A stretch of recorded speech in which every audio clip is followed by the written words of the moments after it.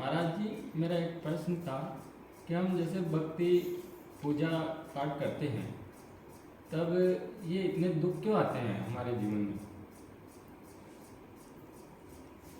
अच्छा, आपका सवाल है। महाराज जी, हम पूजा पाठ भक्ति भी करते हैं। जब से भगवान की तरफ चले हैं तो हमारे अंदर दुख पर दुख आ रहे हैं। कभी शरीर का दुख, कभी धन का दुख, कभी पुत्र का दुख, कभी वो पढ़ाई नहीं कर रहा, कभी शादी नहीं हो रही। ये दुख क्यों आ रहे हैं हमारे अंदर, ये सवाल है जी। तो अगर इसकी गहराई में आप जान लोगे तो फिर दुख नहीं आएंगे। पहली बात तो ये है, दुख सुख आपको भक्ति में आएंगे, संसार में रहोगे तब भी आएंगे। अब दुख पैदा कहां से होते हैं? दुख पैदा होते हैं मन से, ठीक है। जो मन से आपने पीछे कोई भी काम करा, क्योंकि भगवान मन की नोट करते हैं ना। अनंत अनंत जन्म में हमने कर्म किए, वो संचित कर्म में चले गए। भाई, एक संचित कर्म है, एक प्रारब्ध कर्म है, एक क्रियामण कर्म है। तो संचित कर्म आपको पता है, जो अभी से अभी मैं बोल रहा हूं ये संचित है अब तक, और पीछे जितने भी जन्म लिए सब संचित में चले गए, इकट्ठे हो गए, स्टोर बन गया, एक गोदाम बना हुआ है कर्मों का, जिनको गिन नहीं सकते। अनलिमिटेड कर्म है। क्यों? कर्म सोचने से बनता है, और पता नहीं हम दिन में क्या क्या चीज, जब तक भगवान में मन ना लगे तो उल्टी चीज सोचेंगे हम। मतलब संसार के बारे में सोचेंगे उल्टी चीज का मतलब भगवान से मन हटके जो भी सोचेंगे वो उल्टा।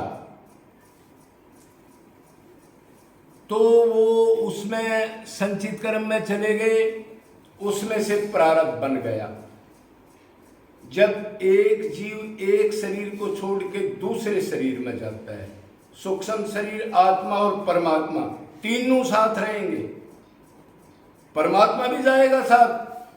अगर हम सूअर बनेंगे तो परमात्मा भी साथ जाएगा, सूअर में बैठेगा, जाकर बैठना पड़ेगा उसको।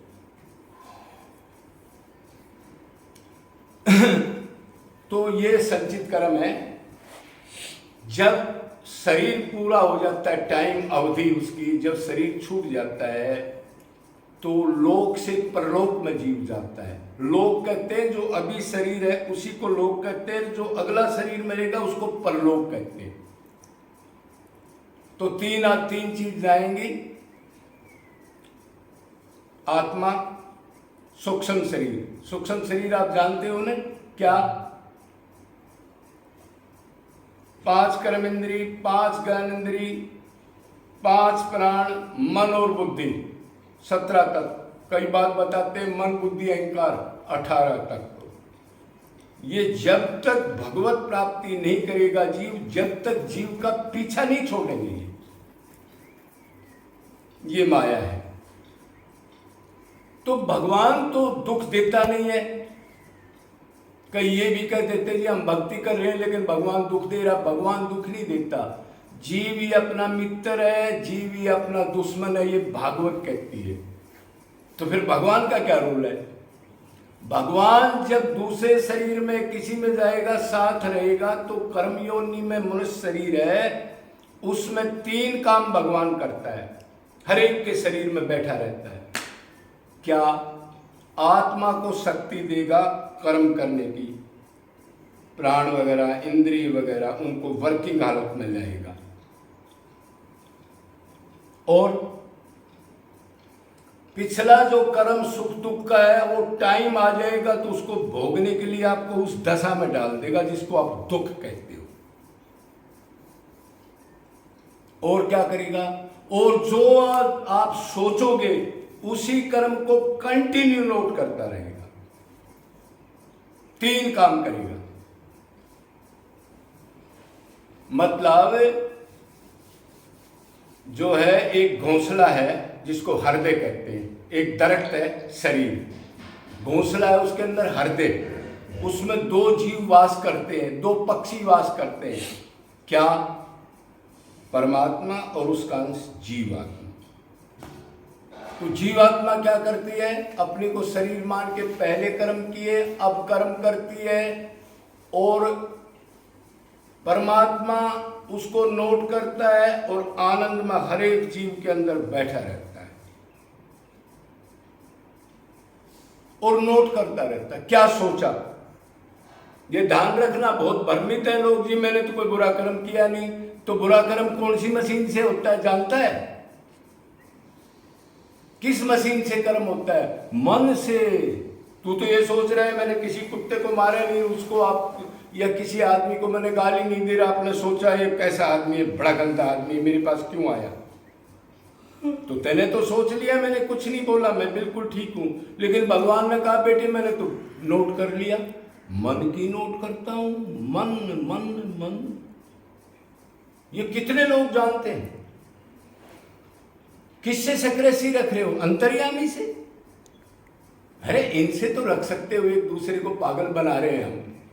लेकिन जो मन की बात जानता हो, जो मशीन की बात जानता हो, मशीन में जो आया उसी को नोट करता हो, उसको आप कैसे मूर्ख बना सकते हो? तो उसमें से प्रारब्ध कर्म बन गया, संचित में से दूसरे शरीर में गए तो वो फिक्स कर दिए, ये चीज भोगनी पड़ेगी। बनाया किसने कर्म? जीव ने, भगवान ने नहीं बनाया। भगवान तो न्यायाधीश बन के बैठ गया, जो नोट किया वो आगे फल दे दिया, कोई दखलंदाजी नहीं। कहते जी भगवान ने हमारे को दुख दे दिया। अरे दुख की मशीन तो तू है, कर्म करने में स्वतंत्र है, भोगने में परतंत्र है। कोई गाय काट रहा है तो भगवान उसको ये नहीं कहता गाय मत काटो, उसने तो वेद शास्त्र बना दिए, संत बना दिए, और वो मर्जी से मनमाना आचरण करता है। तो भगवान उसके घर में खारा पानी नहीं करता, ये नहीं कहता मैं सूर्य का प्रकाश नहीं दूंगा, ये नहीं कहता मैं इसको हवा नहीं दूंगा, इसके प्राण नहीं चलेंगे। वो कहता है मैं नोट करूंगा, करना तेरे को है, नोट में करूंगा और फल दूंगा। तो भगवान इधर न्यायाधीश हो गया। अब यह समझ लो, जीव ही दुश्मन और जीव ही मित्र। जो करता है भगवान नोट करके वैसा फल देता है, दखलंदाजी नहीं करता। तो उससे प्रारब्ध कर्म बन जाता है। फिर सुख दुख, आयु, स्थान, जन्म मरण, शरीर, निरोग रोग पहले से फिक्स हो जाते हैं। तो अब भगवान ने तो दुख दिया नहीं, अब वो कह रहा है जी हम भक्ति में लगे तो कोई दुख फिर हमारे में क्यों आता है? इसका मतलब वो यही कह रहा है, अब भक्ति करने से दुख दूर हो जाते हैं। ऐसे कैसे हो जाएगा? भक्ति तो आप अभी कर रहे हो ना, पिछला सामान तो आपका प्रारब्ध का भोगना पड़ेगा ना। चाहे भगत हो, योगी हो, ज्ञानी हो, जोगी हो, धोबी हो, कोई हो, उसको भोगना पड़ेगा। तो ऐसी आप भक्ति करते हो, ऐसे सवाल करते हो तो आप भक्ति कर ही नहीं सकते। इसका मतलब आपका मतलब यह है कि मैं भगवान की पूजा पाठ भक्ति कर रहा हूं, मेरे अंदर कोई दुख नहीं आए। तो किसकी भक्ति कर रहे हो? दुख की, सुख चाहने की इच्छा की भक्ति कर रहे हो, भगवान की नहीं कर रहे आप। अरे वो तो प्रारब्ध का कर्म किसका ज्यादा किसका कम जो फिक्स हो लिया उसको तो भोगना पड़ेगा ना आपको, उसको कोई मिटाने वाला तो है नहीं। तो ये जो आप भक्ति करोगे, ये भक्ति में आप नास्तिक बन जाओगे। क्यों? भक्ति निष्काम रुकती है, काम भक्ति नहीं रुकती। अब तो ये सोच के बैठ गए मैं भक्ति पूजा करने लग गया भगवान की, ना तो मेरे घर में कोई मरे, ना कोई बीमार हो, ना कोई बच्चा फेल हो, सब IAS बन जाए, ना कोई एक्सीडेंट हो किसी का, ना मेरा धन कभी घटे नहीं बढ़ता रहे। तो ये भक्ति नहीं, तो ड्रामा है, भगवान को मूर्ख बनाना चाहते हैं हम। भगवान तो उल्टा कह रहा है, जिसकी मैं सारी चीज छीन लेता हूं वो मेरा विशेष प्यारा है। अपमान करा दूं, धन छीन लूं, रोग लगा दूं और सब उसको त्याग दे और फिर वो मेरे में लग जाए कि मेरा कोई नहीं है। भगवान तो ये कह रहा है। तो इस चीज को जाने बगैर क्या भक्ति करोगे? तो प्रारब्ध तो काटना है, मेरा मतलब ये है प्रारब्ध अपना बनाया हुआ है, भगवान की दखलंदाजी नहीं है। अब भी तो गलत सोच के रोज हम प्रारब्ध बना रहे हैं, भक्ति भी कर रहे हैं और मन से गलत चिंतन कर रहे हो, तब कौन सा वो मशीन खराब होगी क्या? मन की मशीन तो चल रही है, उसी को नोट करता है। तो प्रारब्ध को झेलना है। सुखे दुखे समय करते लाभो लाभा जया जया। अर्जुन, जो सुख दुख में समान रहता है, लाभ हानि में समान रहता है, फिर भी प्रारब्ध को भोगता है, अंदर से कोई गिला शिकवा मन से भी नहीं करता और निरंतर मेरा चिंतन करता है, वही तो मेरा भगत है।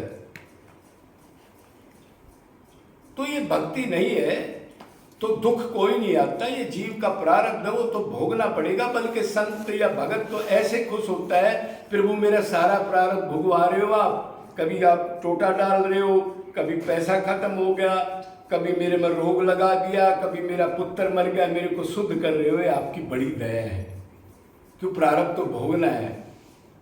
आप एक बच्चे का जैसे गारा में गोबर में गिर जाए, उसको माँ धोती है, वो आप मरहम पट्टी कर रहे हो, आपकी कितनी दया है। लेकिन मैं आपका पीछा थोड़ा ही छोड़ूंगा, मैं तो अपने लक्ष्य की प्राप्ति करूंगा। तो ये भक्ति। तो अब ये सवाल हुआ क्लियर। अब जी हम भक्ति पूजा करते हैं, दुख आते हैं, तो ये तो भगवान का आप देखो ना, भगवान हमारा टेस्ट ले रहा है, क्या मैं हट तो नहीं जाऊंगा, प्रारब्ध तो भोगना ही है, कितनी दया है, मैं तो आत्मा हूं और आगे के लिए इन अभी दुख है तो इनको निकलने के लिए और ज्यादा भक्ति करें, और ज्यादा संसार से बचे, अपने को आत्मा मान के और ज्यादा एकांत का सेवन करें, जीवों पर दया करे, भगवान के लिए निरंतर रोए, व्याकुलता पैदा करे, तो दुख नहीं पड़ेंगे तो आप भगवान की तरफ जा नहीं सकते। क्यों? दुख कहां आते हैं? माया में। जब तक भगवत प्राप्ति नहीं करेंगे तो सुख दुख तो भोगने ही पड़ेंगे। तो ये दुख तो हितैषी है, जो बाप बन के, बेटा बन के, रोग बन के और टोटा पैसे का लॉस हो जाए, ये बन के बार बार आपको थप्पड़ मारती है माया। ए, कौन है तू? इधर बता, इधर दुख है, बाप में जाएगा, बेटे में जाएगा, धन में जाएगा।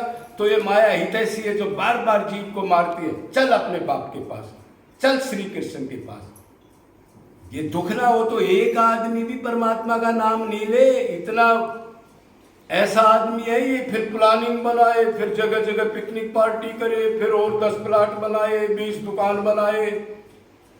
तो दुख तो श्रृंगार है भक्ति का, इसको समझो। वो माया बार बार कहती है, माँ बन के, बाप बन के, बेटा बन के, रोग बन के, इधर मता, इधर मता, उधर जा। तो ये तो भगवान की अति कृपा है हमारे ऊपर। तो जो भगत ऐसा सोच लेता है, मतलब प्रारब्ध का मेरा ही कर्म है और भगवान मेरे को शुद्ध कर रहे हैं, लेकिन फिर भी मैं आत्मा हूं और ये जेल से निकलने का मौका है। अब की बार मैं अनन्य निरंतर निष्काम गुरु की 100% मान करके इस जेल से निकल जाऊंगा। अच्छा है, दुख आएंगे तो और याद आएगा। ऐसे सुख पे सिल पड़ो जो राम कृष्ण से दूर हटाए, बलिहारी उस दुख को जो पल पल राम रटाए। तो दुख तो श्रृंगार है, दुख तो भगवान की तरफ ले जाने का एक साधन है। नहीं तो जीव, आपके शरीर में रोग लग गया, बहुत अच्छा हुआ, शरीर का इनकार चला गया, पहले बड़ा सजता था, बड़े शीशे देखता था, बड़े कंघे मारता था, अब कहता है मैं तो बीमार हूं यार, छोड़ो, भगवान को याद करो। इसको कितने लोग समझते हैं? तो दुख आते नहीं, वो प्रारब्ध की चीज भोगनी पड़ती है, उसको भोगो और आगे के लिए जिस लक्ष्य के लिए आए हो, तुम आत्मा हो, अपनी असली घर गोलोक बैकुंठ जाने के लिए उसको पकारो निरंतर निष्काम आंसू डाल के, और संसारिक मोह से निकल जाओ। और भक्ति मन से होती है, ध्यान रखना। पूजा पाठ 10 घंटे कर रहे हो और मन नहीं है तो वो जीरो है, अहंकार और बन जाएगा। मैं 20 माला करता हूँ, 100 माला करता हूँ, मन कहा था? मन तो नहीं था। फिर ये तो गधे की लेबर है, क्या मिलेगा तेरे को? तो ये सवाल क्लियर हो गया। जी। इसलिए एक बार बोलो वृंदावन बिहारी लाल की जय जय जय